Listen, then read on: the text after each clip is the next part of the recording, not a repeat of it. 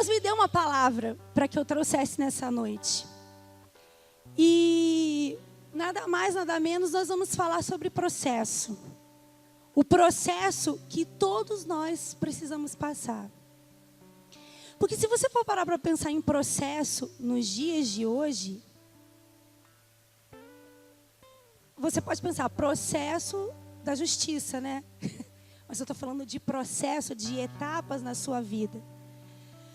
Porque nós vivemos num mundo conectados, não é verdade? Hoje até assisti um vídeo lá na casa do Sr. Orlando, de um menino que ficou endemoniado no meio da caça aos pokémons. Mas foi mesmo. Não sei se vocês já viram esse vídeo na internet. Alguém já viu? Me mostraram hoje. Conectados, todos conectados, né? E aí, Deus falou comigo sobre essa questão de estar conectado, de ser conectado. Porque hoje, até os bebês são conectados. Julinha sabe mexer no celular e no tablet, não é verdade? Quantos anos a Julinha tem? 2 aninhos, o Judá, ele sabe que se ele pôr o dedo, alguma coisa vai acontecer no celular e no tablet. Ele tem 4 meses. É lógico, ele vê a gente fazer, então ele vai lá e sabe que alguma coisa vai acontecer. Mas sobre essa questão de conectados, irmãos, só no Brasil existem 5 milhões de pessoas com internet. Nós somos o 5º país conectado no mundo. Nós temos mais de 36 milhões de casas conectadas, mais de 954 milhões de brasileiros conectados. E a cada 60 segundos, existem pessoas baixando músicas, fazendo buscas, atualizando perfis, compartilhando fotos. A cada minuto, 72 horas de vídeos são enviados para o YouTube. 204 milhões de e-mails chegam ao seu destinatário. O Facebook recebe 350 gigabytes de dados em seus servidores. 20 mil fotos são postadas a cada minuto naquele aplicativo chamado Tumblr. 571 novos sites são criados. Tudo isso a cada 1 minuto. Quantas informações são postadas a cada 60 segundos? E isso acaba influenciando a nossa vida. Ontem a gente estava aqui, na formatura dos casados, e a gente saiu bem na hora que o Brasil ia para os pênaltis. A gente queria saber o que estava acontecendo. Era só aparecer a busca do Pokémon aqui na igreja. Mas não era. A galera queria saber se o Brasil tinha ganhado ou não. Porque se você abrisse as páginas de qualquer site naquele momento, ia ter todas as informações das Olimpíadas, o Brasil, os pênaltis. Porque o mundo está conectado e tudo acontece em questão de segundos. E nós somos influenciados por isso, não é verdade? Tem gente que perde o emprego se não for uma pessoa conectada. Se não for uma pessoa que sabe das coisas que estão acontecendo. O Ministério de Comunicação hoje na Petra e em todas as igrejas, né, do mundo, é um ministério que tem que estar conectado. Ele tem que saber quais são as últimas postagens, quais são as últimas maneiras de se fazer um vídeo, de se colocar uma informação. Por quê? Porque senão você fica para trás. Mas no reino de Deus, as coisas acontecem com um processo. E você e eu precisamos entender o processo de Deus. Mas eu quero dizer uma coisa para você. Tudo depende de você. Porque Ele é o alfa e o ômega. Ele é o princípio e Ele é o fim. E Ele dá para você um destino. Ele dá para você uma direção. Só que para você chegar até esse caminho, até esse lugar aonde o Senhor quer te colocar, você vai passar por um processo. E se depender de você, você vai chegar no tempo que Deus determinou, ou você vai demorar muito para chegar nesse lugar. Para atingir esse objetivo que Deus preparou para você como família, para você como pai, para você como mãe, para você como filho, para você como filha, para você como esposo, para você como líder, para você no seu trabalho, para a sua geração. E Deus quer nos ensinar. Deus quer que você entenda isso e que de uma vez por todas você levante as suas mãos e diga: eu confio em ti, Senhor. Eu não vou ser abalado, mesmo que as minhas estruturas pareçam estar fora do controle. Parece que você não está vendo, parece que você não está... Meu Deus! Mas se você confia, você vai chegar lá. Eu queria que você abrisse uma passagem da Bíblia em Mateus, capítulo 15.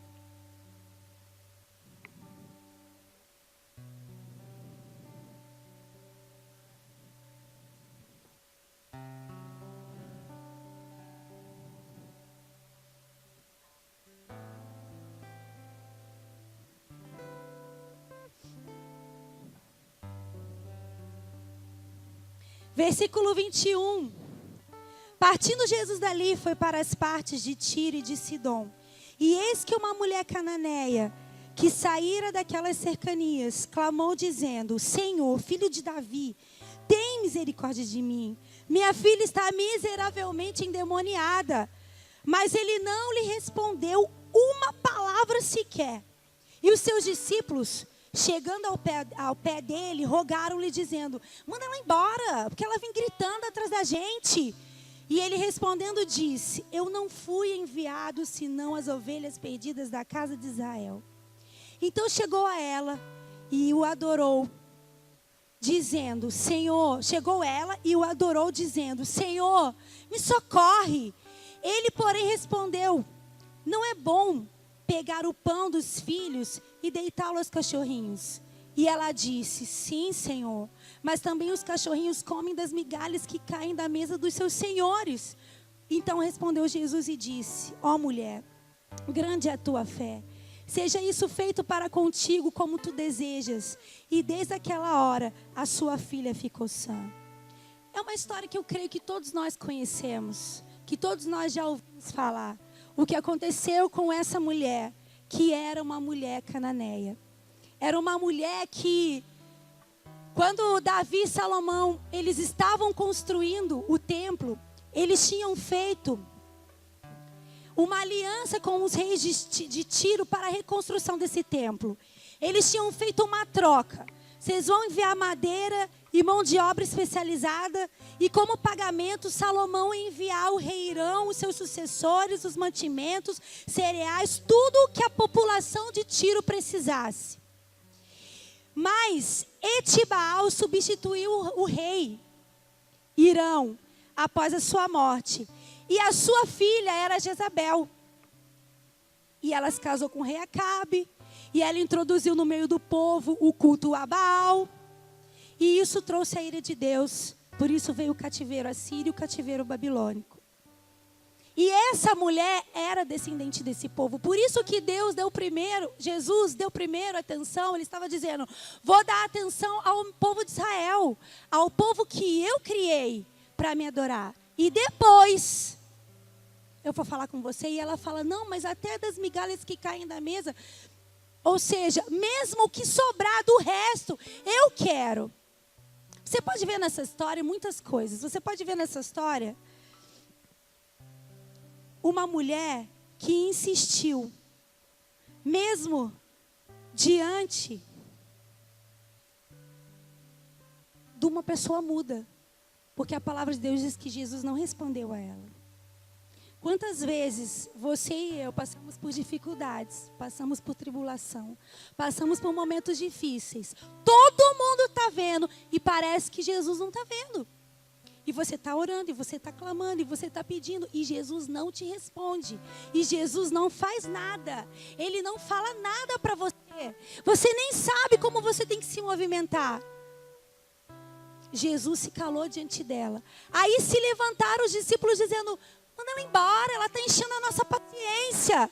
Quantas pessoas, quantas tribulações, quantos momentos, quantas situações da nossa vida se levantam dizendo: você não vai conseguir, você está no lugar errado, isso não é para você, sai daí, corre, vai embora, vai dar tudo errado, já não é isso que Deus quer para a sua vida. Quantas vezes? E dentro de você existe uma convicção, porque existe uma promessa, porque existe uma palavra, porque existe lá dentro de você uma lembrança daquilo que um dia Deus falou e fez para você. Foi o que aconteceu com essa mulher. Só que existia um processo. E Jesus viu a insistência dessa mulher. Primeiro, o que ela fez aqui? Versículo 23, versículo 24. Eu não fui enviado senão as ovelhas perdidas da casa de Israel. Aí ela chegou e adorou Jesus dizendo: Senhor, me socorre. Ela insistiu mais uma vez. E no versículo 27, ela disse: sim, Senhor. Mas também os cachorrinhos comem das migalhas que caem da mesa dos seus senhores. E Jesus respondeu: ó mulher, grande é a tua fé. Seja isso feito para com você, como você deseja. E desde aquela hora sua filha ficou sã. Ela insistiu. E quando Jesus fala: ó mulher, grande é a sua fé, eu vejo aqui uma frase de admiração. Porque ela insistiu, mesmo sendo humilhada. Mesmo sendo humilhada pelo silêncio de Jesus e pela palavra de Jesus, quando ele diz: não é bom pegar o pão dos filhos e dar aos cachorrinhos. Quantos aqui já passaram por momentos de humilhação? Ou você está passando? De tristeza, de angústia. Você acha que o mundo está contra você. As coisas que estão acontecendo, até mesmo dentro da igreja, não favorecem e não alimentam a sua fé na promessa que um dia Deus falou sobre sua vida, sobre sua casa, sobre o seu casamento, sobre o seu emprego, sobre os seus planos, sobre os seus futuros. Todos nós já passamos por isso. Porque a palavra de Deus diz, a palavra de Deus ensina que existe um processo. Abre lá em Jeremias 18.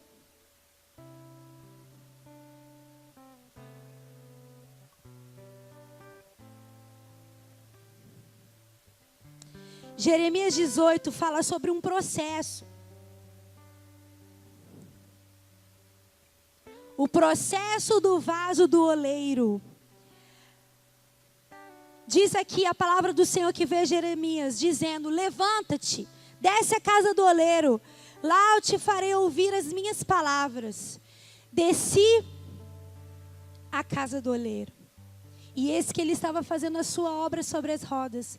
Como o vaso que ele fazia de barro se quebrou na mão do oleiro, tornou a fazer dele outro vaso, conforme o que apareceu bem aos seus olhos fazer. Vocês sabiam que existem mais de 200 tipos de barro para se fazer um vaso de barro?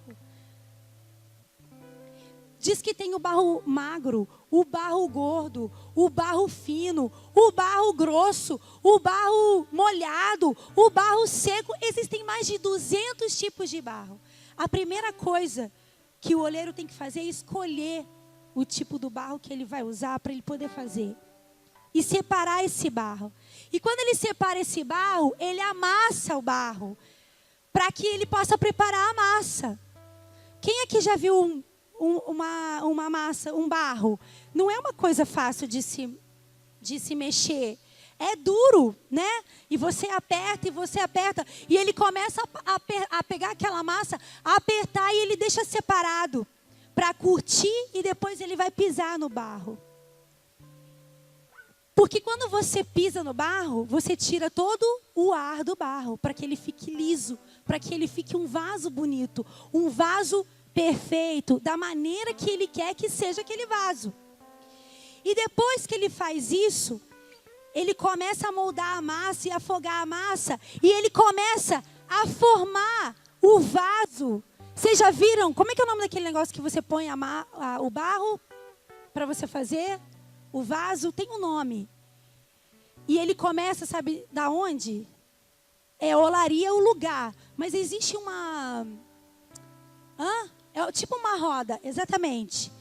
E ele começa a moldar o vaso. Primeiro ele faz de fora para dentro. Vocês já viram? Que ele faz de fora para dentro. E depois ele faz de dentro para fora. E depois de tudo isso, ele passa o vaso no fogo para queimar. E fixar aquele desenho que ele possa ter feito do lado de fora. Ou até mesmo se ele deixou liso. Ou se ele deixou meio crespo aquela parte do vaso. E ele queima no fogo. É a etapa. É o processo de Deus na nossa vida. Na sua vida, na minha vida.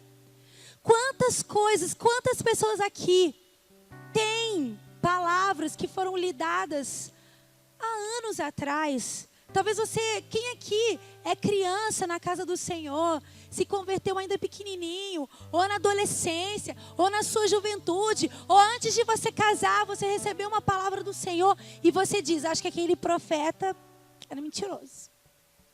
Eu acho que aquilo não era de Deus para a minha vida. Eu acho que a pessoa estava equivocada. Eu acho que a pessoa viajou na maionese. Mas na verdade, sim, era aquilo que Deus tinha para você. Mas nós temos a capacidade de interferir no que Deus tem falado para nós. E no que Deus já falou para nós. Se você pegar a história do povo de Israel, um percurso que era para ser feito em 12 dias. Diga 12 dias. Foi feito em 40 anos. Daqui a 4 anos, faz 40 anos. Quem que já tem 40 anos? Não precisa levantar a mão. Mas 40 anos, um percurso de 12 dias. O que aconteceu nesse percurso? Murmuração. Desobediência.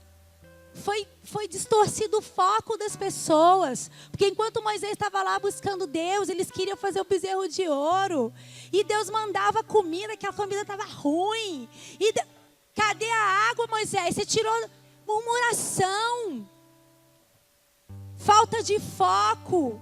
Desobediência.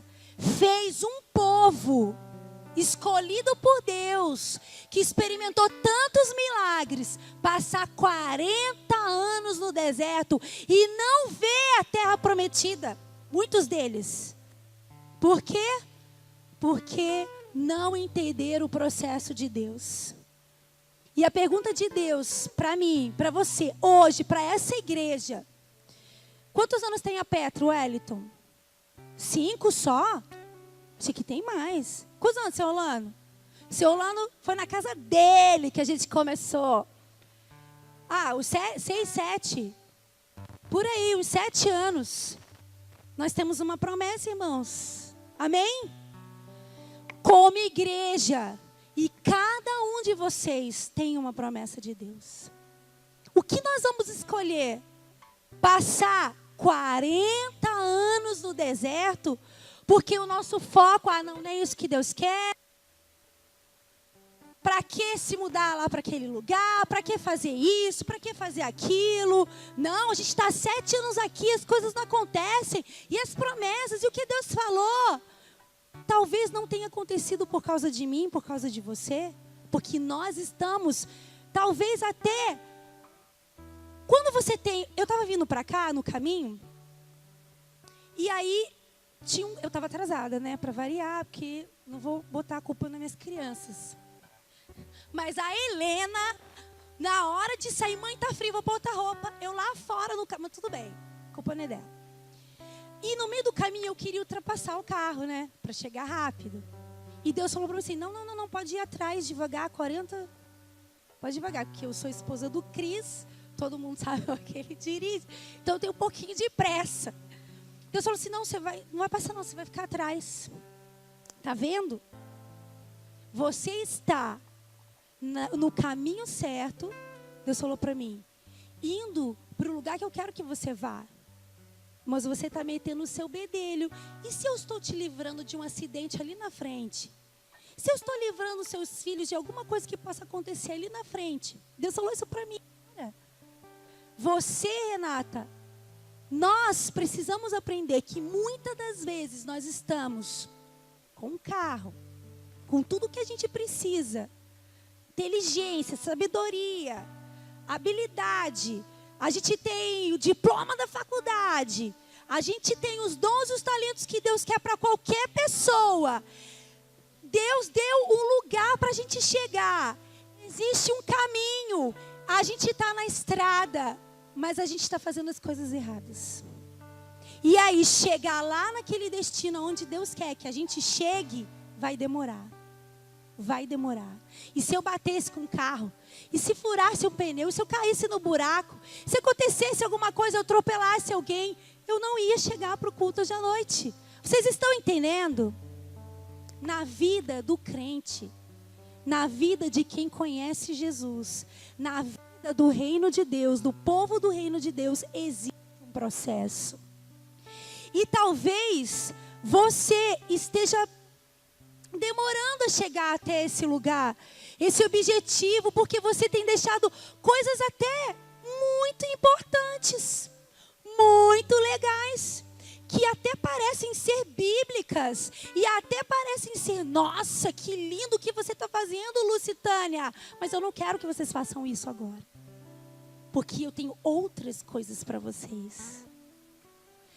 Posso te falar, quantas vezes nós pensamos, por que Deus ama mais o Marcelo do que eu? Porque a mesma promessa que Deus tem para o Marcelo, Deus também tem para mim. Por que ele chegou até lá e eu não? Culpa do Tiago, líder do louvor. Tadinho. Puxa vida. Culpa do Tiago, líder do louvor, que deixou o Marcelo ir lá e não deixou eu. Que deixou o Marcelo tocar e não deixou eu tocar. Mas você não vê que o Marcelo, Jesus falando para ele, acorda cedo todo dia. É um exemplo bem bobo, só para você entender. Acorda cedo, 5 horas da manhã, todo dia. Acorda mesmo, né, Marcelo? Domingo ele tem que estar aqui às 6. E eu não estou às 6. Então, o que tinha para mim foi, Renato, quando você começar a vir às 6, talvez você fique no lugar onde o Marcelo está. Vocês estão entendendo? Para algumas pessoas você vai falar, Deus ama o Mike, Deus ama o Sejão, Deus é puxar saco do Brizola. Aonde ele está? Aonde você está? Por que Deus dá tudo para a Lívia? A Lívia não sei o quê. A Lívia, você vê muito isso na pregação da Helena Tanuri, ela falando, né? Quantas vezes, tudo é Ana Paula, filha do pastor. Tudo é Ana Paula, tudo é Ana Paula. E quando ela começou a entender que ela estava passando por um processo e que ela precisava se humilhar, ir lá implorar para Jesus, Jesus em silêncio. Quando Jesus começava a falar, eu não vou tirar o pão dos meus filhos para dar para os cachorros, mas eu vou comer das migalhas que caem do chão. E se humilhar, e deixar Deus tratar, e deixar o vaso ser quebrado. Hoje, ela é uma mulher de Deus. Já viaja o mundo inteiro, pregadora da palavra. As pessoas querem ouvir o que ela tem para dizer. E ontem até falei aqui, né? No Casados para Sempre. O Sérgio com a Fátima, tem quantos anos de casado? Quantos anos de casado? Quem ficou com ele? Tem um tempinho já de casado os dois, né? 27 anos de casado. E aí eu falei para ela, olha, vamos, né? A gente glorifica a Deus pela vida de vocês, porque todas as coisas que você viveu, que eles viveram, todo o sofrimento que eles passaram, toda a dificuldade do casamento deles, foi para que hoje esses casais e os outros que eles vão discipular no Casados para Sempre não vivessem. Existia um processo até que eles chegassem como líderes. E não vão viver porque eles viveram. Vocês estão entendendo, meus irmãos? Deus está falando para você que você está num processo. Individualmente, diga eu, Renata, diga o seu nome. Estou num processo. Comigo e Deus. Se você é casado, diga, minha família está no processo. Nós e Deus. Você precisa entender que se você obedecer o que Deus está falando, se você ficar ali, Jesus não está falando comigo, na beira da mesa. Jesus está falando comigo, eles estão me expulsando, me olhando com aquele olhar. Tira essa louca daqui que fica andando atrás da gente. E ela foi lá, não, eu te adoro, Jesus, eu te adoro, eu te adoro. E Jesus humilhando ela. Se você ficar ali, Deus vai fazer o que Ele disse que Ele vai fazer na sua vida. E essa igreja vai viver o que Deus disse que nós vamos viver. E vai se cumprir a palavra que Deus tem para nós vivermos. Porque na vida de um crente, na vida das pessoas que servem no reino de Deus, existe um processo. E aí você está ligado, conectado com a internet. E você fala, não, Deus tem que fazer. Está fazendo lá. E o outro escreveu um livro. E Deus tinha uma promessa de Deus escrever um livro. Como que ele escreveu? Eu tenho que escrever, eu tenho que escrever, eu tenho que escrever, eu tenho que gravar o CD, eu tenho que isso, eu tenho que aquilo. O que você está fazendo? Ou até mesmo Deus não quer que você faça isso agora. Deus quer que seja mesmo para depois. Entenda o processo de Deus na sua vida. Imagina 40 anos. Quantas coisas nós já vivemos. Quantas coisas eles viveram durante 40 anos. Um percurso que era para ser feito durante 12 dias. Para pensar. Para analisar e falar, Deus, meus filhos, eu já tenho uma filha de 19. Eu tenho uma filha de 10, as coisas que o Senhor fala para mim não acontecem.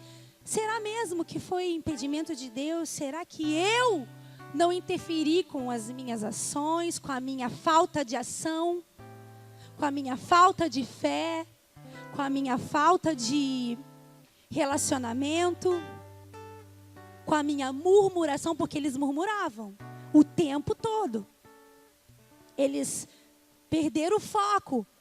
Deus te chamou para ser o quê? Deus me chamou para ser isso. Ontem o apóstolo estava falando na reunião, sexta-feira, na reunião de líderes. Todos nós já nascemos com o chamado de Deus. Isso está em você. A igreja não cria pastor. A igreja não cria um profeta. A igreja não cria um apóstolo, um evangelista, nem um mestre.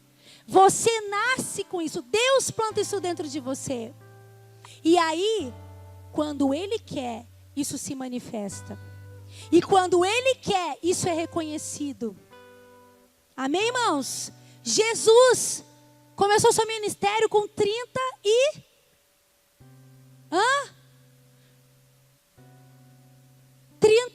anos. Quanto tempo Ele passou no seu ministério? 3 anos. Quanto tempo Ele passou para que Ele chegasse e vivesse o que Deus queria que Ele vivesse?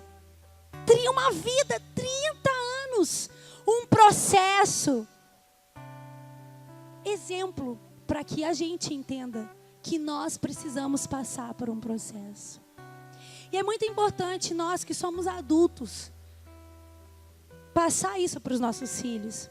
Porque o mundo lá fora ensina que é necessário ser rápido, é necessário ser ágil, é necessário correr.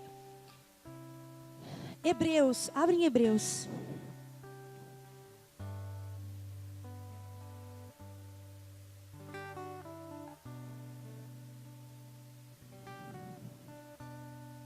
Hebreus 12.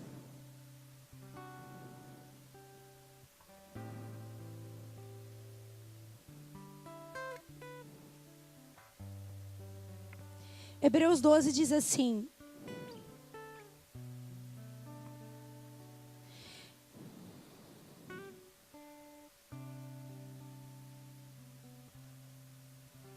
portanto, nós também, pois, que estamos rodeados de uma tão grande nuvem de testemunhas, deixemos todo embaraço, o pecado que tão de perto nos rodeia e corramos com paciência.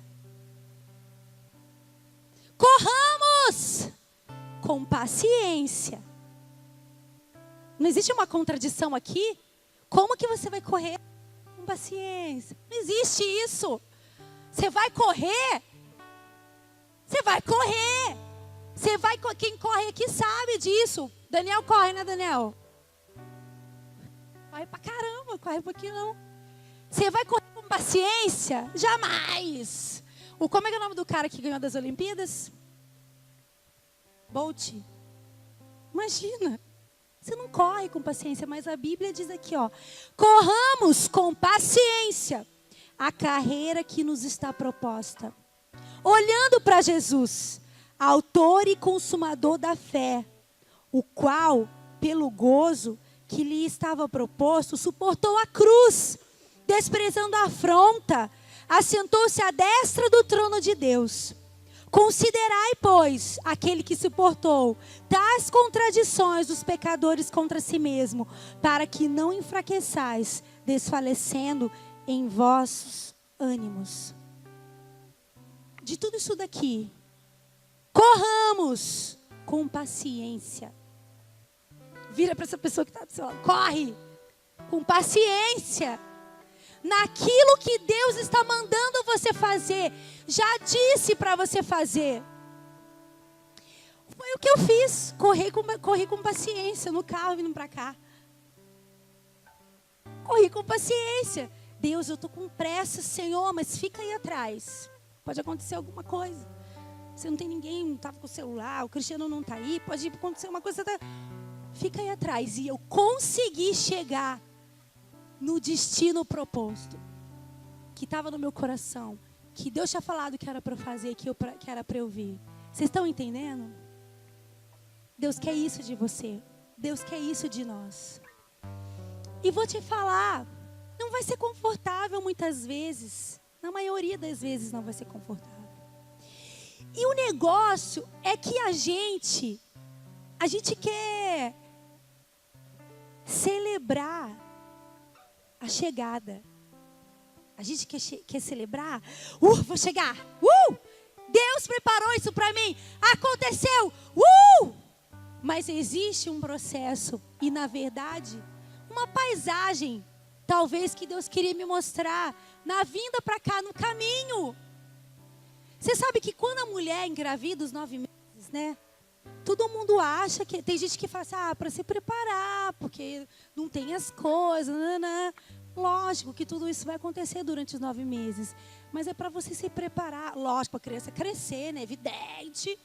E porque Deus, se Ele quisesse, engravidava hoje, semana que vem o bebê já estava lá. Não é verdade? Já estava grande. Deus, se Ele quisesse, Ele fazia isso. Mas existe um processo com a gente, com a mãe. Quantas mulheres pensam durante esse tempo, meu Deus, nunca mais eu vou estar sozinha. Nunca mais uma pessoa vai precisar de mim. Eu falei isso na célula, lá na Sabrina, no Mike. Fui levar a Helena para ginástica. Daí eu falei assim, eu não sei por que você estava falando disso, mas eu falei assim, minha filha, quando você tiver um filho, nunca mais você vai ter sua vida. Ela, tá bom, né? Eles não entendem, mas eu falei. Aí chegamos lá, fiquei esperando. Veio uma moça, mãe de 2 meninas também.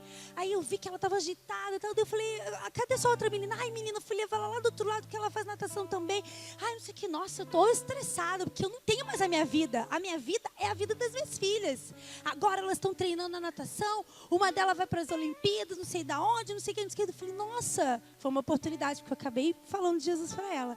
Acabei de falar isso para minha filha, que quando a gente tem um filho, nunca mais a gente tem a nossa vida. Aí, a gente entra na questão de paternidade. Muitas das vezes, todos nós aqui, o pastor falou, acho que domingo passado, que não é só ele que é pai. Todos nós aqui somos pai. E não é só o homem que é pai. A mulher também tem essa questão da paternidade na vida dela. Se você vê a história de Noemi, ela era paternidade na vida de Ruth. E aí, ter filho dá trabalho. Não é só a questão dos 9 meses, nunca mais eu tenho a minha vida, o meu corpo vai mudar, eu vou ter que conseguir dinheiro para suprir, eu vou ter que levantar, eu vou ter que fazer, e eu vou ter que ser exemplo. Eu não vou poder errar mais. Eu vou ter que crescer, eu vou ter que amadurecer. E muitos não querem assumir a paternidade espiritual que Deus colocou sobre você. Não só sobre os seus filhos pequenos, mas sobre essa pessoa que talvez esteja do seu lado. Ou um filho na fé que você pregou, porque dá trabalho. E eu até falei lá na célula, né? Você não vai deixar de pecar, porque Deus está vendo o que eu estou fazendo. Na verdade, essa é a intenção. E essa tem que ser a motivação de todos nós. Mas a gente sabe que Deus é graça. Jesus é graça. Eu peco hoje aqui, peço perdão para Ele. Me arrependo, a palavra de Deus diz. Aquele que confessa soubesse, deixa, alcança misericórdia. Mas muitas das vezes eu não faço, porque eu sei que o outro está vendo e o que as pessoas vão pensar de mim. E até mesmo a gente, quando tem raiva e quando a gente tem ira, não faz uma besteira, porque senão a gente vai para a cadeia. Não é porque a gente, não vou matar meu marido, né? Imagina. Que muitas das vezes a ira sobe, é verdade. E os homens também. E você não faz porque você vai para a cadeia. Não é a motivação certa. A motivação correta é o quê? Por Jesus, por amor a Jesus. E ser pai dá trabalho. E ter um filho espiritual dá trabalho.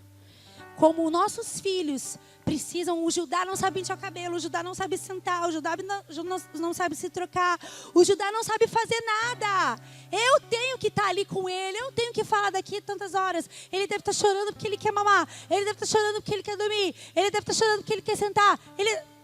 Com os nossos filhos espirituais também acontece isso. E aí chega a fase da Helena, das perguntas. Daí chega a fase da Bia. Eu tenho que dar um destino para o futuro dela. Vocês estão entendendo? Dá trabalho, depois ela vai casar. Depois ela vai ter filho. Tudo isso dá trabalho. Por isso que nós muitas vezes não assumimos a nossa posição de pais espirituais. Porque isso dá trabalho. E ser filho dá trabalho. Quantos aqui se rebelam, não obedece pai, não obedece mãe? Eu sei, porque eu sou filha. Não dá satisfação. Conta tudo pela metade. Não conta os 100% que aconteceu naquele dia, que foram contar para você que o seu filho estava aprontando. Ele conta 10%, ele conta 50%, ele conta 90%. E se viram, tiraram foto e filmaram, ele nega. Ele nega. Nega. Ser filho dá trabalho. Não quero paternidade sobre mim.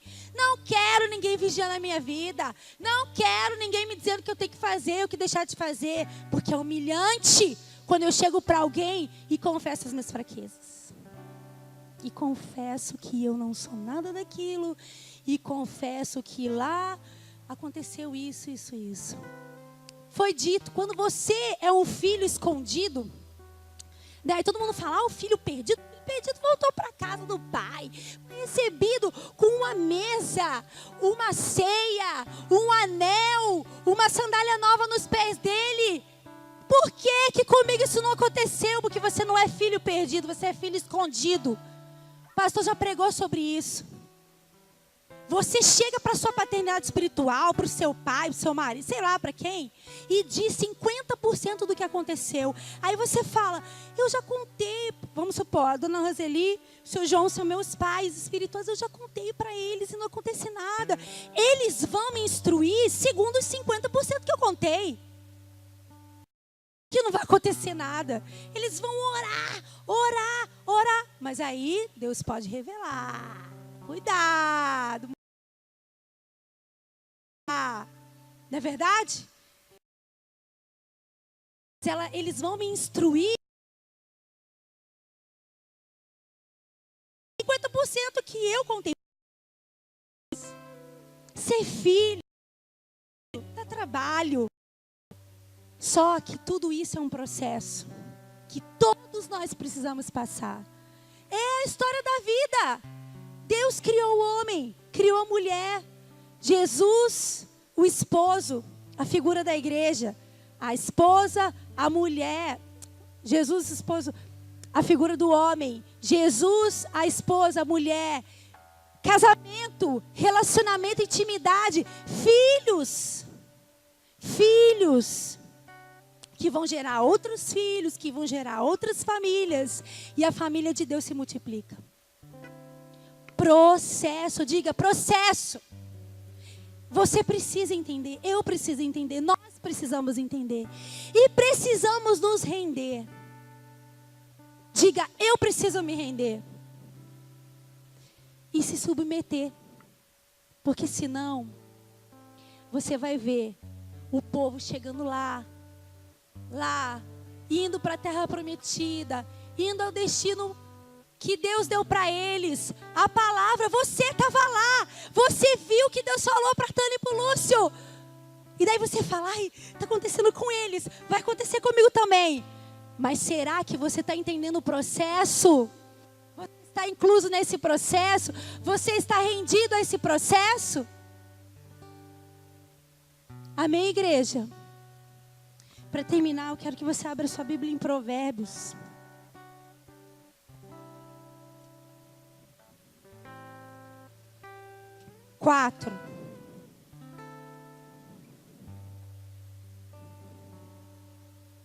Versículo 18.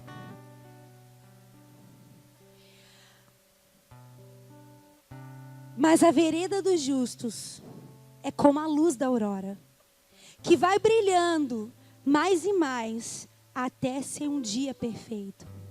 O caminho dos ímpios é como a escuridão. Nem conhecem aquilo em que tropeçam. Filho meu, atenta para as minhas palavras, as minhas razões, inclina o teu ouvido. Não as deixe apartar-se dos seus olhos, guarda no meio do teu coração, porque são vida para os que as acham e saúde para o seu corpo. Sobre tudo o que se deve guardar, guarda o teu coração, porque dele procedem as saídas da vida. Desvia de ti a tortuosidade da boca e alonga de ti a perversidade dos lábios. Os teus olhos olhem direito, as tuas pálpebras olhem diretamente diante de ti. Pondera a vereda de teus pés e todos os teus caminhos sejam bem ordenados. Não declines nem para a direita, nem para a esquerda. Retire o teu pé do mal. E siga no processo que Deus mandou você viver. Na estrada certa desse caminho que Ele já falou para você qual que é. Que Ele já mostrou para você qual que é. Que vai te levar ao destino que Ele já preparou para você. Vocês estão entendendo? Queria que você se colocasse de pé em nome de Jesus.